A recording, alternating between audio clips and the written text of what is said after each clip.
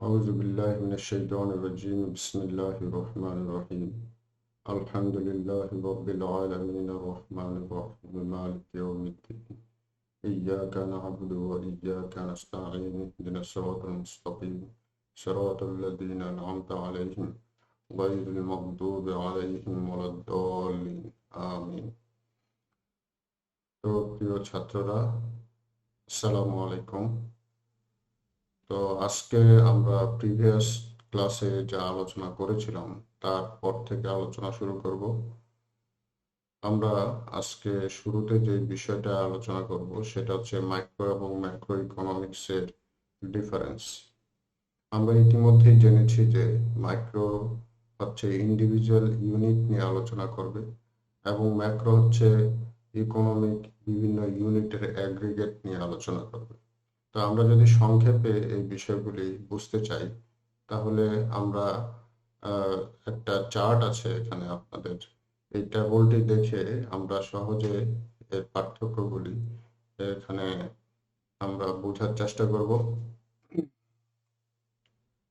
আমরা যদি যদিও এই দুইটার ডিফারেন্স আরো অনেক ডিফারেন্স আছে, তার মধ্যেও আমরা চারটা সেগমেন্টে ভাগ করেছি ডিফারেন্সগুলি। এই চারটা সেগমেন্ট হচ্ছে production, price, income and employment. তো প্রোডাকশনের দিক দিয়ে মাইক্রো ইকোনমিক্স আলোচনা করবে individual industries and production of individual industries or individual business. যেমন যদি আমরা একটা স্টিল ইন্ডাস্ট্রির কথা চিন্তা করি তাহলে হাউ মাচ স্টিল, কি পরিমাণ স্টিল উৎপাদন করা হবে, কি পরিমাণ কয়টি অফিস থাকবে, কি পরিমাণ ভেহিকেল আমাদের প্রয়োজন, এইসব বিষয়গুলি যে ইকোনমিক্সের যে শাখায় আমরা আলোচনা করব বা এইসব বিষয়ের আলোচনাগুলি হচ্ছে micro economic aspect about production. অপরদিকে ম্যাক্রো ইকোনমিক্স কোনো ইন্ডিভিজুয়াল ইনপুট নিয়ে বা ইন্ডিভিজুয়াল ইউনিট নিয়ে আলোচনা করবে না, বরং macro economics total industrial output নিয়ে আলোচনা করবে, যে সারা দেশে কি পরিমাণ স্টিল প্রয়োজন এবং কি পরিমাণ স্টিল অলরেডি এক্সিস্টিং ইন্ডাস্ট্রি থেকে প্রোডাকশন দেওয়া সম্ভব, তাহলে আমরা কি পরিমাণে স্টিল আমরা বাইরে থেকে ইম্পোর্ট করতে হবে, এইসব ব্যাপার।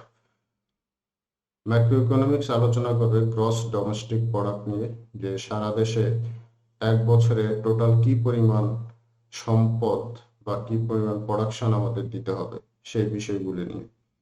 এবং ওভার দ্য টাইম আমাদের জিডিপি গ্রোথ কি পরিমাণ ধরে রাখতে হবে, অর্থাৎ এই বছরের তুলনায় আগামী বছর আমরা কি পরিমাণ প্রোডাকশন বাড়াবো, এই বিষয়গুলি নিয়ে ম্যাক্রো ইকোনমিক্স আলোচনা করে। অন্যদিকে মাইক্রো ইকোনমিক্স আলোচনা করে price of individual goods and service, যেমন price of medical care, price of gasoline, food price, apartment rent, etcetera etcetera. অন্যদিকে ম্যাক্রো ইকোনমিক্স আলোচনা করবে কনজিউমার প্রাইস ইন্ডেক্স নিয়ে। কনজিউমার প্রাইস ইন্ডেক্স কি, এটা আমরা পরবর্তীতে যখন ম্যাক্রো ইকোনমিক্স নিয়ে আলোচনা করব সেখানে আমরা বিশদ আলোচনা করব। এরপর producers price index, rate of inflation. Rate of inflation মানে হচ্ছে আপনার দ্রব্যমূল্য যে বৃদ্ধি পাচ্ছে এটা এটা কতটুকু হওয়া উচিত, সেই রেট নিয়ে আলোচনা করা হয় এই ম্যাক্রো ইকোনমিক্সে। এরপর আসেন ইনকামের বিষয়ে যদি আমরা দেখি তাহলে মাইক্রো ইকোনমিক্স আলোচনা করে distribution of income and wealth. যেমন wage in the auto industry, তার মানে আমরা যদি আমাদের দেশে অটো ইন্ডাস্ট্রি তো তেমন ফ্লারিশ না, আমাদের দেশে যে ইন্ডাস্ট্রিটা সবচেয়ে বেশি আছে সেটা হচ্ছে গার্মেন্টস ইন্ডাস্ট্রি। তো এই গার্মেন্টস ইন্ডাস্ট্রির যারা চাকরি করে তাদের বেতন কত হওয়া উচিত, মিনিমাম ওয়েজ কত হওয়া উচিত, এইসব বিষয়গুলি নিয়ে মাইক্রো ইকোনমিক্স আলোচনা করে। অন্যদিকে ম্যাক্রো ইকোনমিক্সের আলোচ্য বিষয় হচ্ছে national income, total wage, total salaries, etcetera. এমপ্লয়মেন্টের ব্যাপারে মাইক্রো ইকোনমিক্স আলোচনা করে employment by individual business and industries, যেমন jobs in steel industry, number of employees in a firm, etcetera.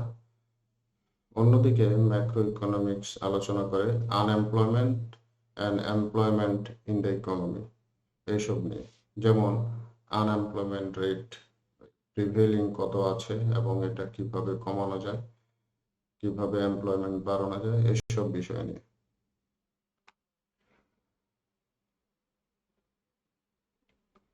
তো ইকোনমিক্সের বিষয়ে যদি আমরা বিভিন্ন বিষয় আলোচনা করতে যাই, তখন বেশ কিছু টার্ম আমাদের জানা উচিত যে ইকোনমিক্সে এইসব বিষয়গুলিকে কিভাবে ডিফাইন করা হয়।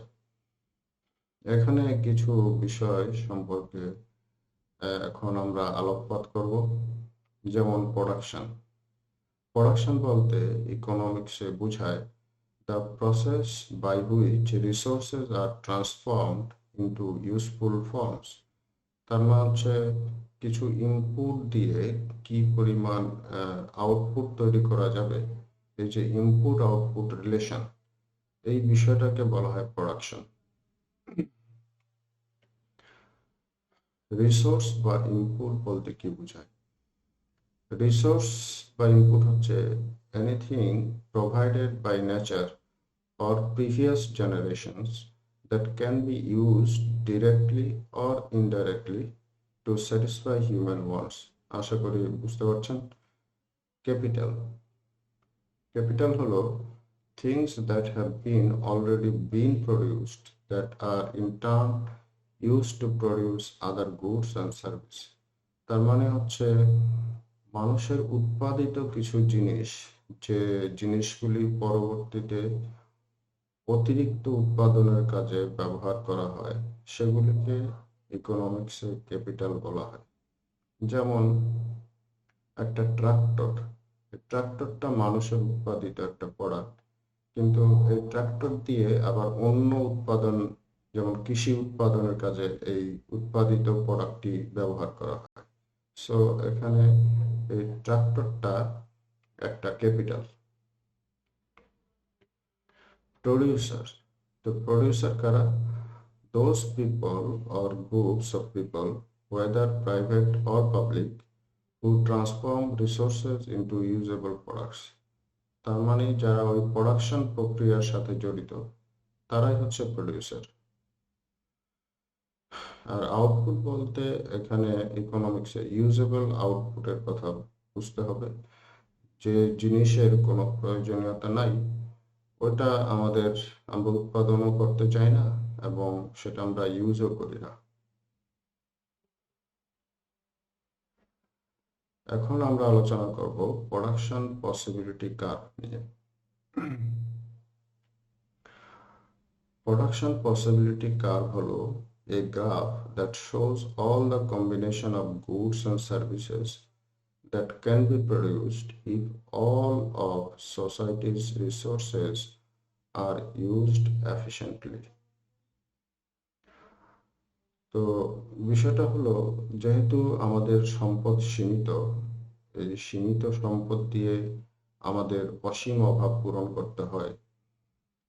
তো এই অসীম অভাব পূরণ করতে গেলে আমরা যদি একটা অভাব পূরণ করতে চাই, তাহলে অন্য অভাবগুলি আমাদের কি করতে হয়? স্যাক্রিফাইস করতে হয়। তো এই বিষয়টাকে যে কার্ভের মাধ্যমে প্রকাশ করা হয়, সেটা হচ্ছে প্রোডাকশন পসিবিলিটি কার্ভ। আমরা নেক্সট পেজে এই প্রোডাকশন পসিবিলিটি কার্ভের একটা টেবল দেখতে পাচ্ছি বা গ্রাফ দেখতে পাচ্ছি, টেবল এন্ড গ্রাফ দেখতে পাচ্ছি। তো এখানে আমরা ধরে নিলাম যে একটা কান্ট্রির দুইটা প্রোডাক্ট প্রয়োজন। বাস্তবে যদিও শত শত প্রোডাক্ট প্রয়োজন, কিন্তু আমরা সহজে বোঝার জন্য ধরে নিলাম যে একটা কান্ট্রির দুইটা প্রোডাক্ট প্রয়োজন। একটা হচ্ছে খাদ্য আর একটা হচ্ছে বস্ত্র। তো এই দুইটা অভাব পূরণ করার জন্য ওই কান্ট্রির যে পরিমাণ টাকা আছে বা যে পরিমাণ সম্পদ আছে, ওই সম্পদের মূল্য হচ্ছে 8 মিলিয়ন। তো 8 মিলিয়ন ইউনিট বা 8 মিলিয়ন টাকা ধরেন। তাহলে এই 8 মিলিয়ন টাকা যদি আমরা পুরোটাই খাদ্য উৎপাদনে ব্যবহার করি, তাহলে আমরা কি পরিমাণ উৎপাদন করতে পারবো? ধরেন 8 ইউনিট উৎপাদন করতে পারবো, মানে number of food units, 8 million unit food উৎপাদন করতে পারবো। তো এখন যদি আমরা শুধু ফুড উৎপাদন করি, তাহলে তো আমাদের হবে না, কারণ আমাদের তো বস্ত্রের চাহিদা তো অবশ্যই লাগবে, কিছু বস্ত্র তো লাগবেই, মিনিমাম একটা বস্ত্র তো আমাদের প্রয়োজনই হবে। তো সেই জন্য আমরা যদি বস্ত্র উৎপাদন করতে চাই, তাহলে আমাদের ওই খাদ্যর পিছনে যে আমরা পুরো টাকা খরচ করলাম, সেটা কমায় দিতে হবে। তো সেটা কমিয়ে ওখান থেকে যে টাকা আমাদের বেঁচে যাবে খাদ্য উৎপাদন কমাইলে, সেই টাকা দিয়ে আমরা কি করব? বস্ত্র উৎপাদন করব। তাহলে এভাবে যদি আমরা কিছু খাদ্য উৎপাদন ছাড় দিই বা স্যাক্রিফাইস করি, তাহলে আমরা কিছু বস্ত্র উৎপাদন করতে পারব। তো এই যে আমরা অল্টারনেটিভ যে পসিবল কম্বিনেশন উৎপাদন করা সম্ভব, মানে অল্টারনেটিভ কম্বিনেশন মানে হচ্ছে আমরা কিছু ফুড, কিছু ক্লথ উৎপাদন করতে পারি। তো আমরা যদি বেশি পরিমাণ বস্ত্র উৎপাদন করতে থাকি বা বস্ত্রের উৎপাদন যদি বাড়াইতে থাকি আমরা, তাহলে আমাদেরকে কি করতে হবে? খাদ্যের উৎপাদন অনবরত কমাইতে থাকবে। এভাবে যদি আমরা খাদ্যের উৎপাদন কমাইতে কমাইতে জিরোতে নিয়ে আসি, তাহলে আমরা আমাদের পুরো যে রিসোর্স আছে সেই পুরো রিসোর্সটা বস্ত্র উৎপাদনে ব্যবহার করতে পারি। তো এভাবে যদি আমরা পুরো রিসোর্স বস্ত্র উৎপাদনে ব্যবহার করি, তাহলে আমরা সর্বোচ্চ 7 মিলিয়ন ইউনিটস বস্ত্র উৎপাদন করতে পারি। এবং সেটা যদি করি, তাহলে আমাদের আর খাদ্য উৎপাদনের জন্য কোনো সম্পদ অবশিষ্ট থাকে না, তার মানে খাদ্য উৎপাদন জিরো। তো সেটা কি আমরা করব অ্যাকচুয়ালি? না, সেটা আমরা করতে পারি না, কারণ আমরা শুধু বস্ত্র চাহিদা মেটাইলে হবে না, আমাদের কিছু টাকা খাদ্য উৎপাদনেও ব্যবহার করতে হবে। তাহলে এভাবে আমরা যদি এই ডিফারেন্ট খাদ্য এবং বস্ত্রের মধ্যে যে ডিফারেন্ট কম্বিনেশন সম্ভব বা ডিফারেন্ট কম্বিনেশন উৎপাদন সম্ভব, সেই পয়েন্টগুলি আমরা যদি প্লট করি এবং এই পয়েন্টগুলি যদি আমরা যোগ করি, তৈরি হবে। এই কার্ভকে বলা হয় প্রোডাকশন পসিবিলিটি কার্ভ। তাহলে এই কার্ভটা কি শো করে? এই কার্ভটা শো করে different combination of two products that can be produced when we apply our full resources and full efficiencies. আমরা ফুল এফিসিয়েন্সি এবং ফুল রিসোর্স যদি ইউজ করি, তাহলে খাদ্য এবং বস্ত্রের যেই কম্বিনেশন উৎপাদন সম্ভব, সেই কম্বিনেশনগুলির যে লাইন, সেই লাইনটাই হচ্ছে আমাদের প্রোডাকশন পসিবিলিটি কার্ভ। এই লাইনের বাইরে অন্য কোনো কম্বিনেশন অ্যাকচুয়ালি উৎপাদন করা সম্ভব না। দেখেন, আমরা যদি আমাদের যে পরিমাণ সম্পদ আছে তা দিয়ে আমরা যদি 6 ইউনিট ফুড উৎপাদন করি, তাহলে আমরা 4 ইউনিট ক্লথ উৎপাদন করতে পারবো। অথবা আমরা কি করতে পারি? আমরা এই যে ডাব্লিউ কম্বিনেশন, বা ধরুন 7 ইউনিট ফুড এবং 5.5 ইউনিট ক্লথ, এই কম্বিনেশন উৎপাদন করা সম্ভব না, কারণ এই কম্বিনেশন আমাদের রিসোর্স এই কম্বিনেশন উৎপাদনকে অ্যালাউ করবে না, কারণ আমাদের রিসোর্স দিয়ে এটা সম্ভব না। কিন্তু আমরা কি করতে পারি? আমরা ওয়াই কম্বিনেশনে উৎপাদন করতে পারি, ইদার এক্স এ উৎপাদন করতে পারি অথবা ওয়াই তে উৎপাদন করতে পারি। যদি আমরা এক্স থেকে এক্স কম্বিনেশনটা উৎপাদন না করে ওয়াই কম্বিনেশনে উৎপাদন করি, তাহলে আমাদের দেখা যাচ্ছে 1 ইউনিট এক্স স্যাক্রিফাইস করতে হচ্ছে, এবং তাহলে আমরা 1 ইউনিট ওয়াই এর উৎপাদন বাড়িয়ে দিতে হচ্ছে।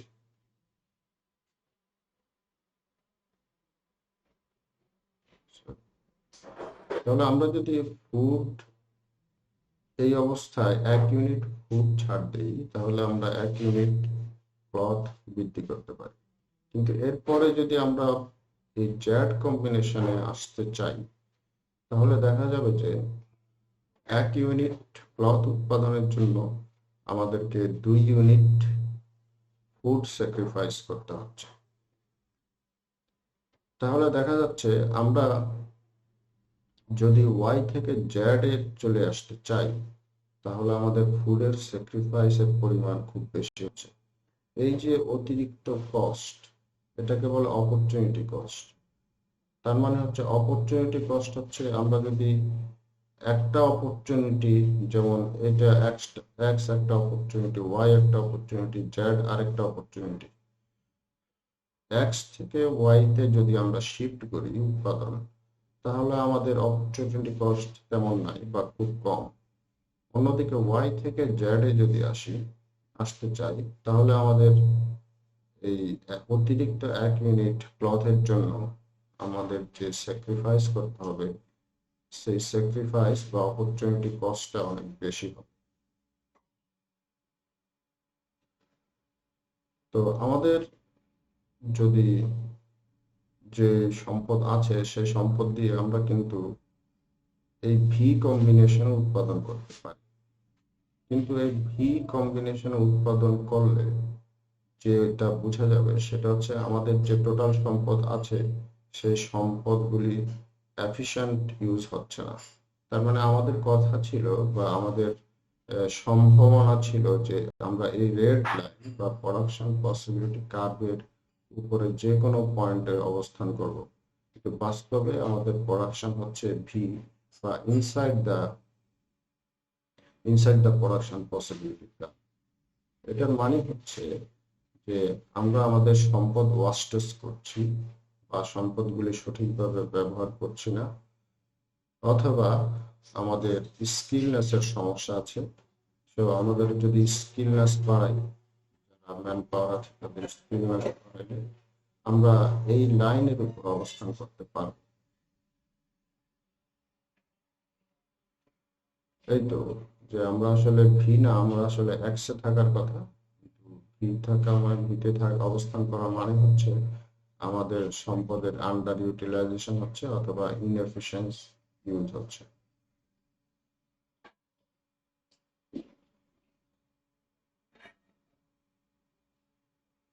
প্রোডাকশন পসিবিলিটি কার্ভের বাইরে এটা কি একই সম্পদ দিয়ে বেশি উৎপাদন করা সম্ভব? প্রোডাকশন পসিবিলিটি কার্ভের চাইতেও বেশি? না, এটা স্বাভাবিকভাবে সম্ভব না। তবে দুইটা কন্ডিশনে এটা সম্ভব হয়। একটা হচ্ছে টাইম। টাইম যত যেতে থাকবে, ওই যে সম্পদ দিয়ে বেশি আউটপুট দেয়া যাবে। এবং 5 বছর পর আমাদের দেখা যাচ্ছে সেম সম্পদ দিয়ে আমরা বেশি আউটপুট দিতে পারছি। এর কারণটা কি? এর কারণ হচ্ছে টেকনোলজি। টেকনোলজির ফলে কিন্তু production possibility curve upward shift করে। যেমন ধরেন, আজ থেকে ধরেন 100 বছর আগে দুইজন শ্রমিক যে কাজ করত, এখন দুইজন শ্রমিক তার চাইতে অনেক অনেক বেশি কাজ করতে পারে। কারণ হচ্ছে টেকনোলজি। এখন ট্রাক্টর দিয়ে দেখা যাচ্ছে একজন শ্রমিক 100 জন শ্রমিকের সমান কাজ করে ফেলতে পারে, জমি চাষ করে ফেলতে পারে। কিন্তু আজ থেকে 100 বছর আগে সেটা সম্ভব ছিল না। কারণ তখন এই ট্রাক্টর ছিল না।